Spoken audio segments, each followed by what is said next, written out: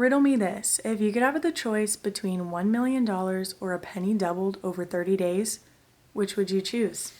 Comment your answers down below before I give it away. Okay, now that you've answered, I'll give you the real answer. You will, of course, want the penny doubled over 30 days. And I'm going to tell you exactly why.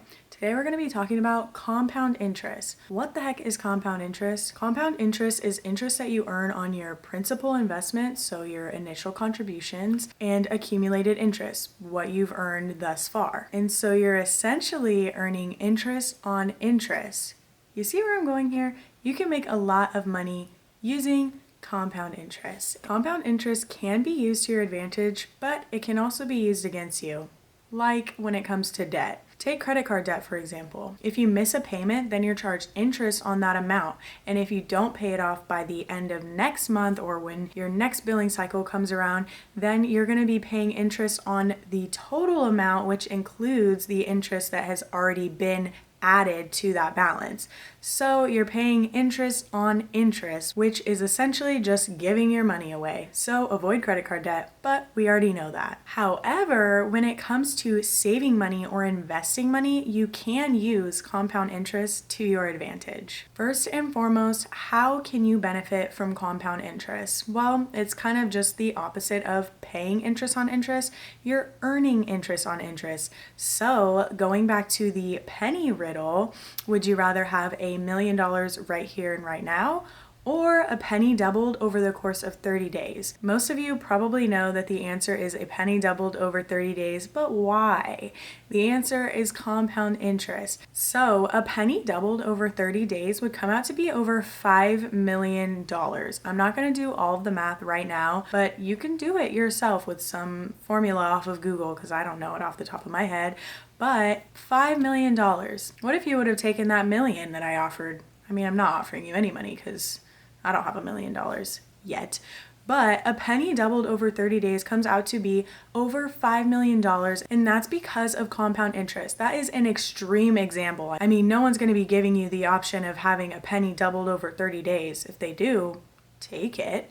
But a more realistic example is if you deposit, say, $1,000 in a savings account that gives you 1% annually, then at the end of the year, you'll have $10 extra. So you'll have $1,010, not a whole lot, but it's more than you started with. Then the next year, how much money would you get in interest? This is all assuming that you're not contributing to your savings monthly, just leaving that $1,000 in there to do nothing, which is not what we do. We add money to our savings account.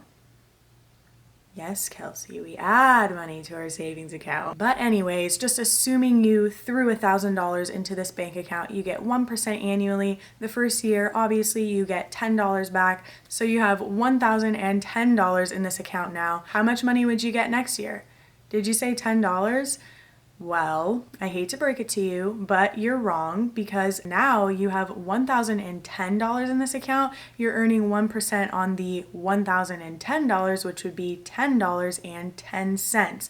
Still not a lot of money, obviously. We're just doing a small example here, but then it just keeps earning interest on itself without you having to do anything. It just shows you the power of compound interest. Before getting into the specific ways that you can use compound interest to your advantage, smash that like to help this video reach more people that need to see it. Let's get back into it. So the specific ways that you can use compound interest to your advantage is in Roth accounts. So a Roth IRA, a Roth 401k, because it grows tax free. So you're earning interest on interest and you don't have to pay taxes on this because you've already paid taxes on it. The next way that you can use compound interest to your advantage is dividend stocks. Dividend stocks pay you a percentage of the profits just for owning the stock. So you don't have to do anything but own the stock, and your interest can start earning interest on interest as long as you reinvest those dividend earnings. The next way that you can make compound interest work for you is with the high yield savings account. A traditional savings account also works, but the interest rates are a lot lower than those of high yield savings account. So the longer the time frame, the more growth you're going to see with these investments and your savings.